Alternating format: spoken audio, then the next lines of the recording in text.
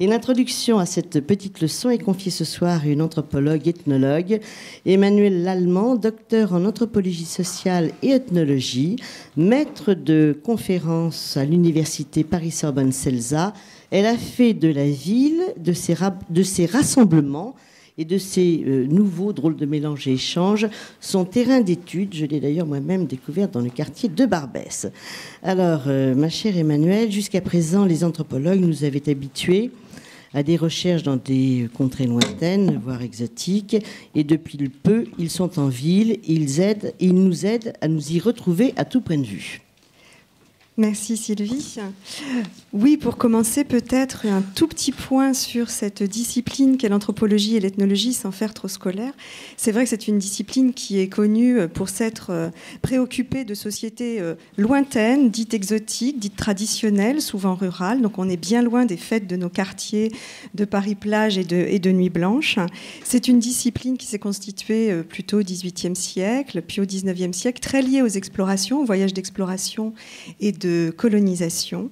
Et donc, effectivement, on se souvient, on pense, quand on pense anthropologie ou ethnologie, aux grandes figures de la discipline, que sont par exemple Lévi-Strauss, et avec les Indiens Nambiquara. Donc, encore une fois, on est assez loin, peut-être, de nos fêtes en ville. Donc, il vous suffit aujourd'hui d'un ticket de métro pour exercer votre profession. Voilà. En fait, l'idée, c'est que reste la méthode en ethnologie, anthropologie. Alors, pour faire juste une petite distinction, l'anthropologie, on dit que c'est la science générale de l'homme, alors que l'ethnologie, c'est plutôt la science qui va s'attacher à l'étude des peuples et à leurs caractéristiques culturelles. Mais les deux termes sont souvent employés maintenant de manière un peu plus mêlée. On dit l'un et l'autre. Je parlais de méthode parce qu'effectivement, que l'on soit au 18e ou 19e ou maintenant, finalement, on fait de l'ethnologie un peu de la même manière. C'est-à-dire, c'est quand même une discipline fondée sur une méthode qui est celle de l'enquête de terrain, c'est-à-dire de l'observation directe, de la rencontre directe avec les gens.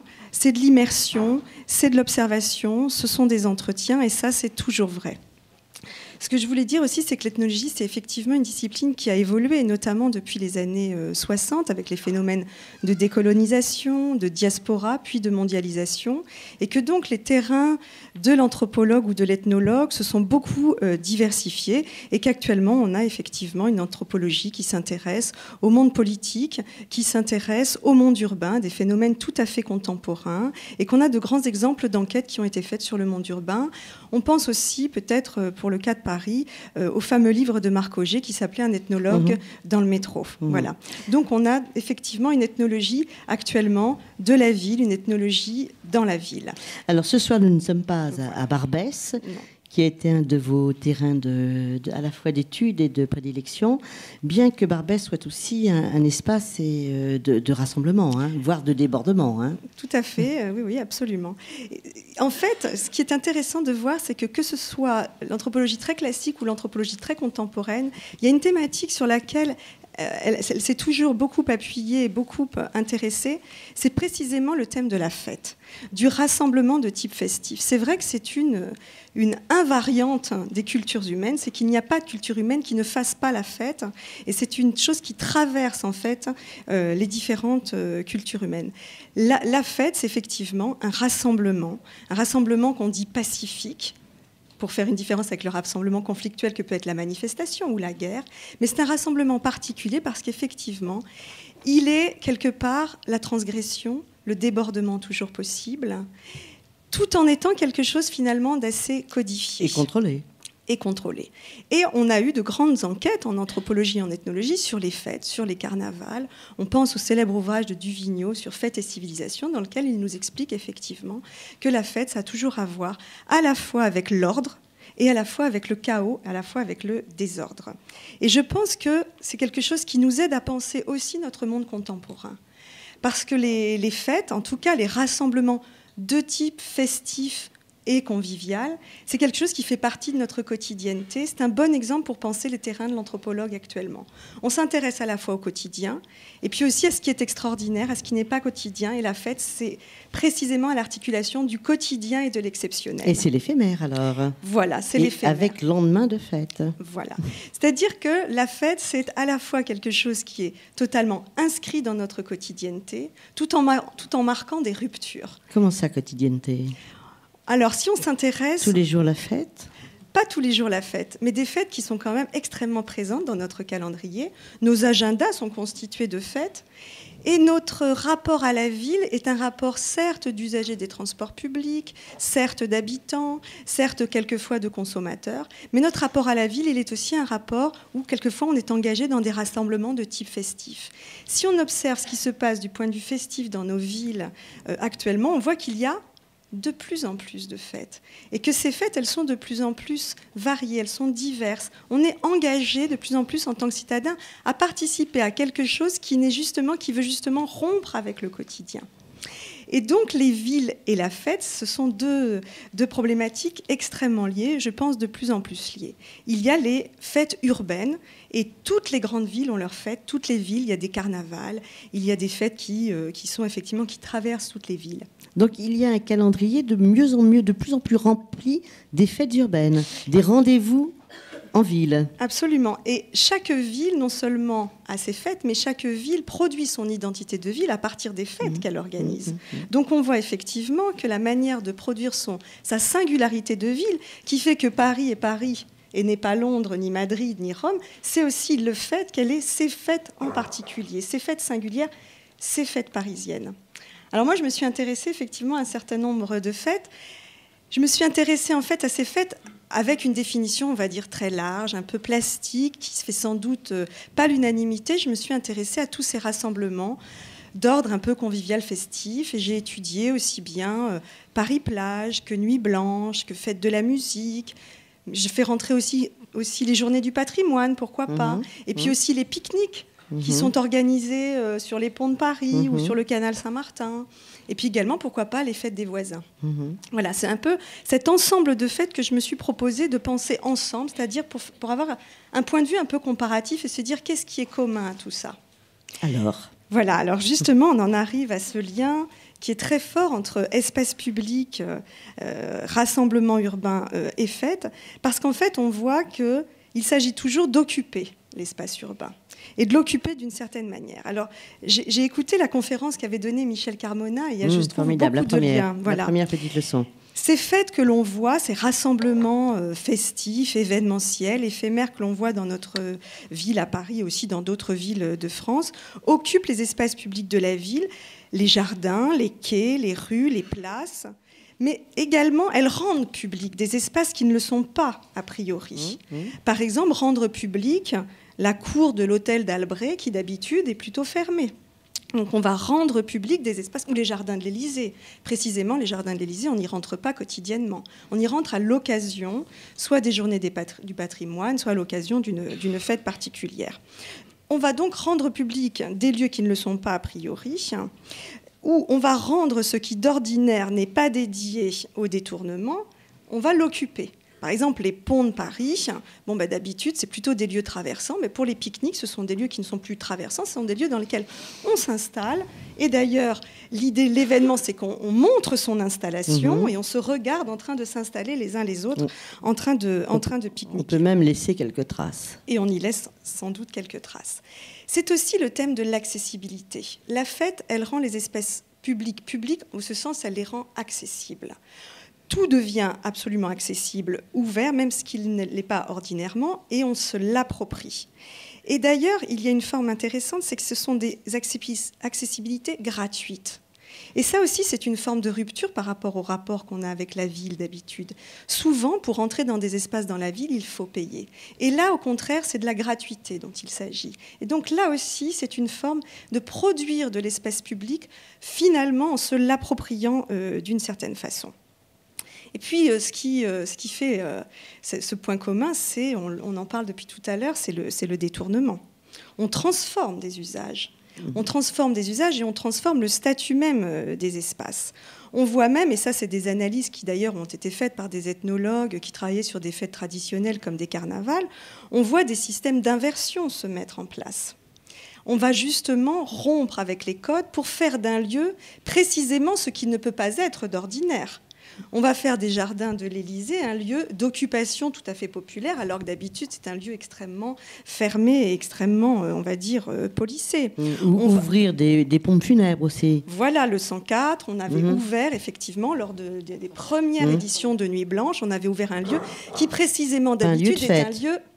Non seulement qui n'est pas un lieu de fête quotidiennement, qui ne l'était pas, mais un lieu précisément assez fermé, ou en tout cas avec un accès plutôt difficile. Donc on va jouer sur la rupture, sur les détournements, quelquefois un peu transgressifs.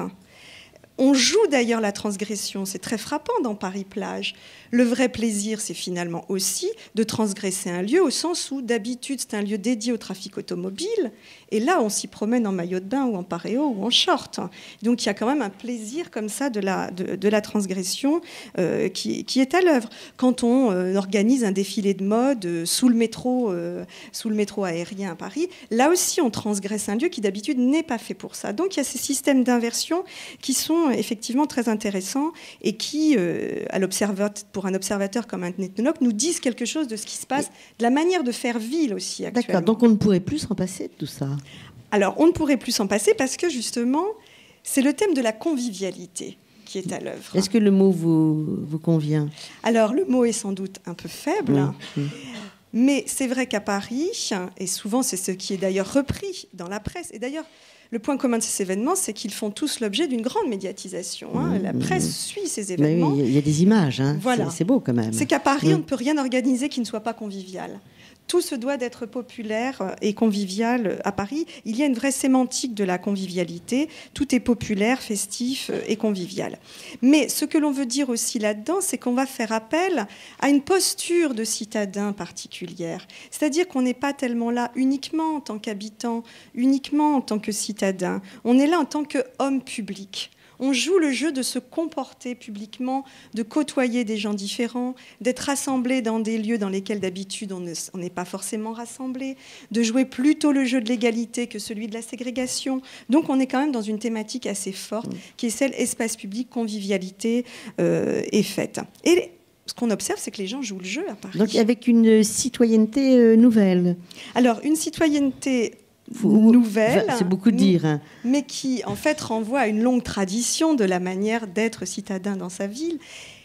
Et je pense que l'hypothèse qu'on peut faire, c'est que on a quelque part une sorte de ritualité festive qui est en train de se poursuivre dans nos villes, même les villes les plus contemporaines, même les villes liées à la ségrégation, à la gentrification, tous ces phénomènes que l'on voit et qui sont réels, n'empêchent qu'il reste cette ritualité festive qui demeure, je pense, très forte. Et je croyais qu'on était de plus en plus individualiste. On est individualiste. C'est-à-dire que l'un n'empêche pas l'autre ? On est individualiste, mais pour autant, on a absolument besoin de ces rituels collectifs. Ces rituels qui font qu'il y a un effet de répétition. Il y a presque un effet de rendez-vous.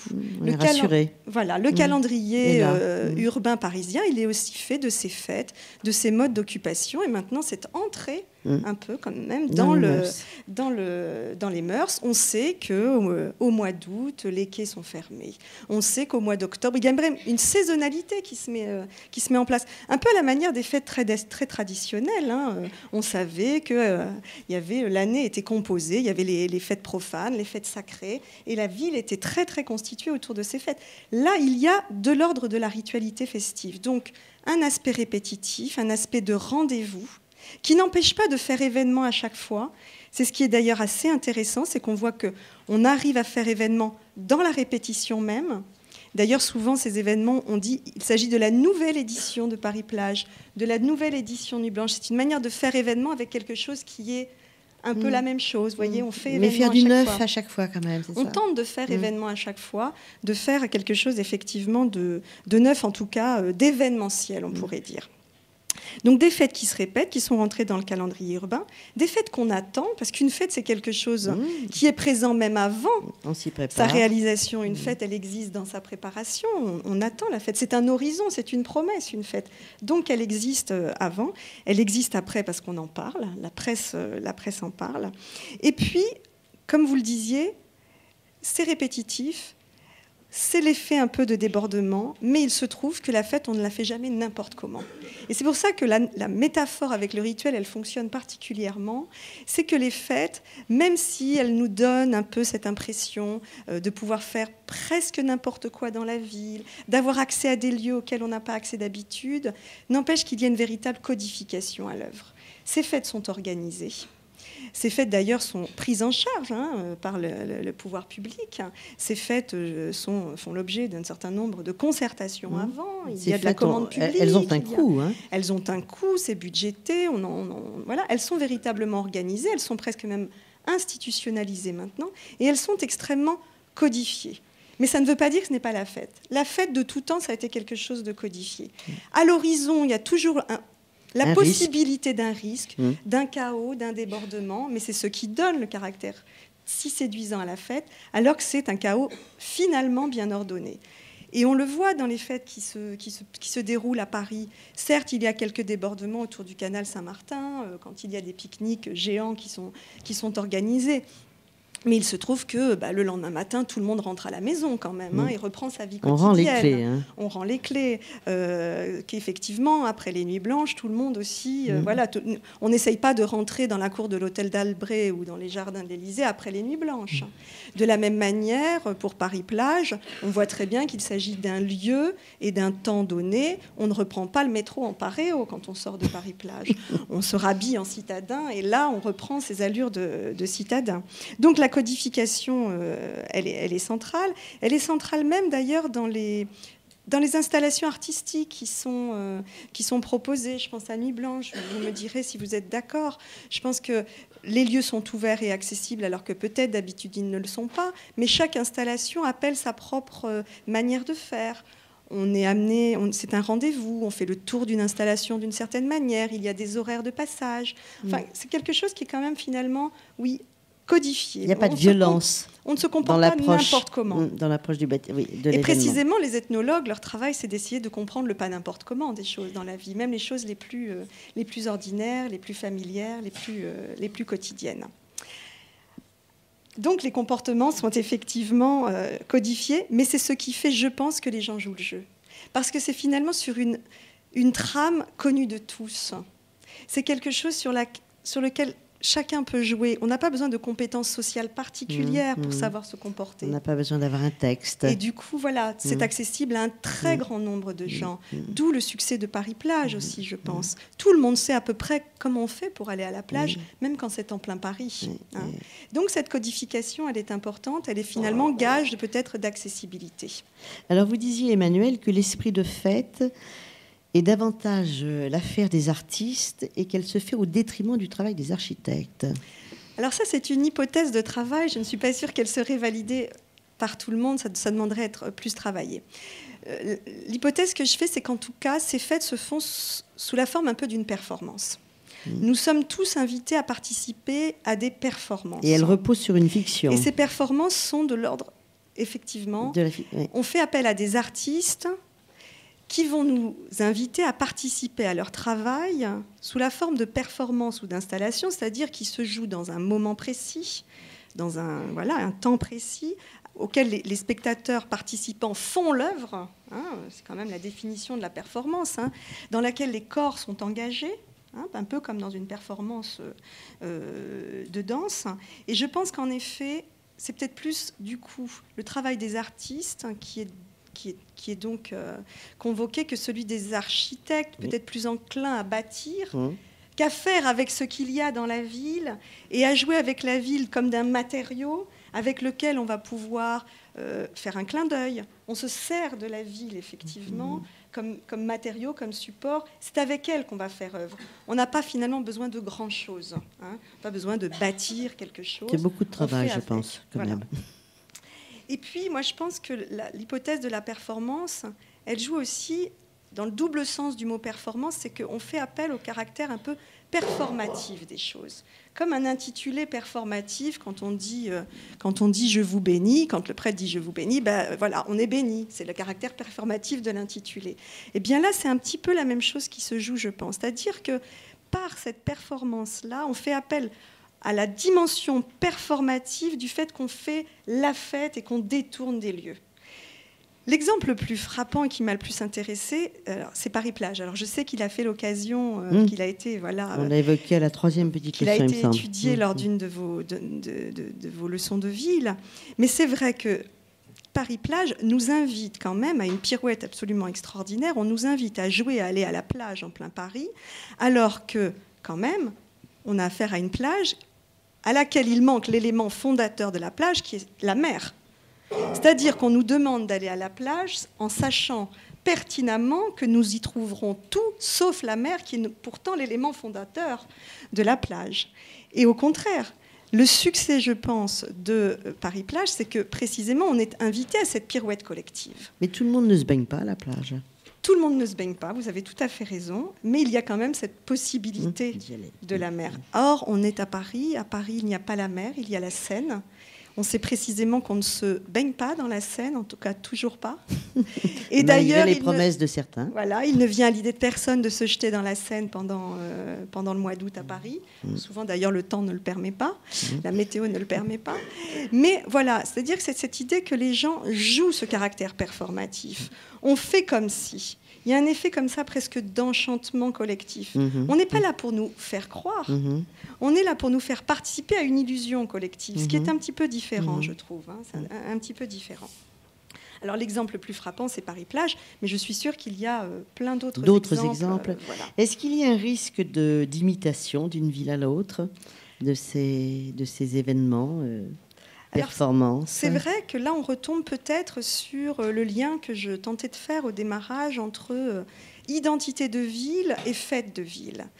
En effet, les fêtes que l'on voit à Paris, elles ont remporté tout un énorme succès. Et en tant que telles, elles ont été copiées. Paris-Plage a été copié dès sa 2e édition. Nuit Blanche également, me semble-t-il, et notamment à Rome, la fête de la musique.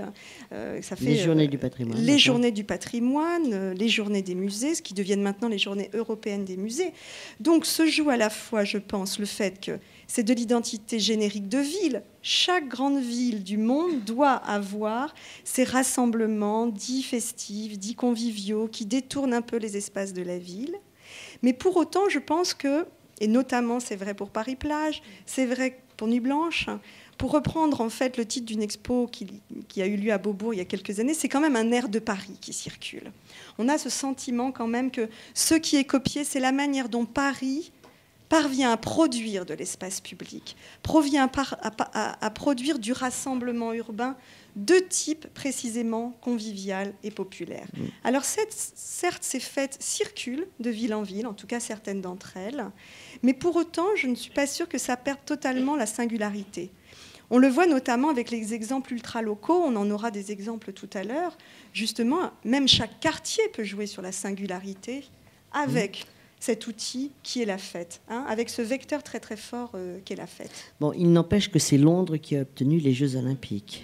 Les Jeux Olympiques est effectivement sans doute... Vous le regrettez pour la ville ? Oui, je le regrette, mais je pense que Londres est à quand même quelques encablures de Paris. Il y aura des interactions entre Londres et Paris et on se rattrapera sur d'autres. Non, ce que je veux dire, c'est que peut-être ce qui circule de l'air de Paris, c'est que c'est quand même cette capitale qui arrive à produire des événements culturels, qui mêlent culture, convivialité, espace public. Et c'est quand même une représentation politique très forte de l'espace public, qui n'est pas à l'œuvre dans toutes les villes du monde. Ce ne sont pas toutes les villes du monde qui autorisent ce type d'occupation de l'espace, qui autorisent ce type de rassemblement urbain. Donc je pense qu'effectivement, il y a aussi derrière une représentation politique très forte de ce qu'est l'espace public. Un espace public dans lequel, justement, ce n'est pas tant le caractère public de l'espace physique qui est en jeu, mais ce qu'on est invité à faire, c'est-à-dire à être cet homme public, à se comporter publiquement, à jouer peut-être quelquefois le jeu de l'égalité, alors que dans d'autres univers sociaux, on va plutôt avoir affaire à des identités sociales qui justement jouent affirmées, qui vont jouer les différences sociales. Là, au contraire, c'est peut-être plus la mixité qui est en jeu. Et c'est peut-être ce qui est à l'œuvre aussi dans cette sémantique de la convivialité, je pense. On va déborder de Paris et profiter d'ailleurs de la présence de Pierre Mansart qui est là et qui est en charge à la mairie justement les rapports entre Paris et les territoires et le Paris Métropole. Emmanuel Lallemand, il est vrai que depuis 2 ou 3 ans, hein, Pierre Mansart, les Parisiens, vous allez les chercher au-delà du périphérique, hein, et à Paris-Plage en particulier. Alors, Paris-Plage, on le voit... Paris-Plage a ouvert, hein, quand même. Voilà, hein. C'est un exemple, je pense, assez intéressant pour penser l'occupation d'un tel lieu qui est quand même le centre historique de Paris. Ah, Notre-Dame. Patrimoine, classé. Patrimoine classé. Oxymoron urbain, parce qu'on dit que c'est quand même, au départ, c'est sur une autoroute urbaine. Hein, on sait, il y a des enjeux très politiques autour de l'occupation des quais, des voies sur berge. C'est quand même un bon exemple pour penser cette mixité. Et le fait que des gens qui viennent de très loin, qui viennent de la banlieue, viennent à Paris-Plage, centre historique de Paris, pour y avoir des activités de type « je viens pique-niquer, je viens avec ma famille, je viens participer à des activités parce qu'il y a un certain nombre d'animations ». Mais c'est aussi, je pense, un lieu dans lequel les touristes sont également très présents. Et s'ils sont présents, c'est parce qu'ils ont l'impression d'avoir aussi affaire à un événement typiquement parisien. Voilà, donc ils n'ont pas l'impression d'être dans un lieu uniquement touristique. Ce n'est pas seulement la Tour Eiffel ou le Sacré-Cœur. Ils y participent certes en tant que touristes, mais en tant que Paris-Plage est un événement typiquement parisien. En tout cas, c'est l'hypothèse que je formule. D'accord. Et l'autre jour, en préparant notre rencontre, et vous parliez des pique-niques et on parlait de la banlieue, et c'est vrai que au début du siècle, au début du XXe siècle, nos arrière-grands-parents ou arrière-arrière-grands-parents allaient prendre l'air pur en banlieue et pique-niquer en banlieue. Et maintenant, ce sont les banlieusards qui viennent pique-niquer au centre de la ville, hein, au centre de Paris. Absolument, je pense qu'il y a une inversion des pique-niques, des trajets. Hein. Voilà. Il y a un retour sur la ville, on le voit. Et les lieux les plus emblématiques des pique-niques actuellement, ce sont les pique-niques urbains, ce sont les pique-niques qui se font dans la ville. Et ce ne sont plus tellement les pique-niques pour lesquels, effectivement, il fallait prendre le train pour aller au plus loin de Paris, pour essayer de respirer le bon air, de voir autre chose. Au contraire, là, on voit un retour quand même sur la ville et même sur son centre. Alors, je n'ai pas en mémoire le titre de l'ouvrage que vous avez écrit, mais je voudrais quand même le signaler à ceux qui nous écoutent. Donc, vous avez publié il y a déjà 2 ans un livre sur Barbès, sur la ville marchande. Voilà, là, c'est l'autre dimension. Et qui est publié aux éditions Téraèdre. Voilà, donc, et je suggère la lecture, enfin, je conseille la lecture de cet ouvrage à ceux qui viennent de vous écouter. Merci, Emmanuelle. Merci beaucoup.